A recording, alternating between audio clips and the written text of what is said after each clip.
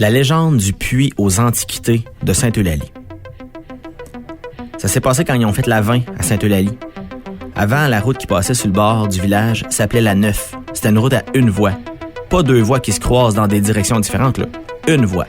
Fallait que les deux voitures passent sur l'accotement quand il y en avait qui se croisaient. Fait qu'un jour, il a été décidé qu'une nouvelle route était nécessaire, tu sais, il y avait l'Expo 67 qui s'en venait, fait que les travaux ont commencé avec la grosse machinerie là, pour que la route soit ouverte à temps pour les touristes. En creusant dans un fossé, les gars ils ont découvert un puits, bien spécial. C'était un trou qui semblait super creux, comme s'il avait été placé là il y a longtemps.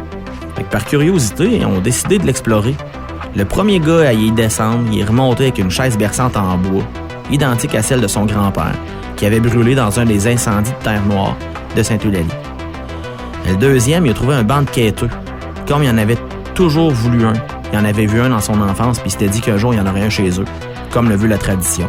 Mais il n'avait jamais pris le temps de s'en fabriquer un. Un autre a remonté avec une réplique parfaite d'une table de cuisine en chêne, pareille comme celle qu'il avait vue dans une maison ancestrale à Saint-Grégoire. Puis un quatrième qui a remonté une commode, style Nouvelle-Angleterre, qui ressemblait à s'y méprendre à celle qu'il avait vue dans les auberges de Boston, quand il allait vendre des légumes aux States avec son père dans son enfance. Puis ainsi de suite, là, pour tous les gars qui travaillaient sur le chantier.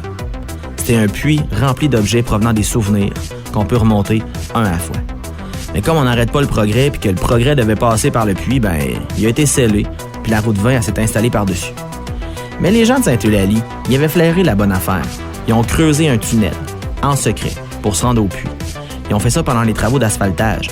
Ça faisait beaucoup de poussière sur l'autoroute 20, mais ça passait pour de la protestation de citoyens qui voulaient qu'on asphalte leur rang tant qu'à avoir la machinerie. T'as-tu déjà remarqué que personne raconte avoir vendu quelque chose aux antiquaires de Sainte-Eulalie? Tout le monde achète là-bas, mais personne ne leur vend rien.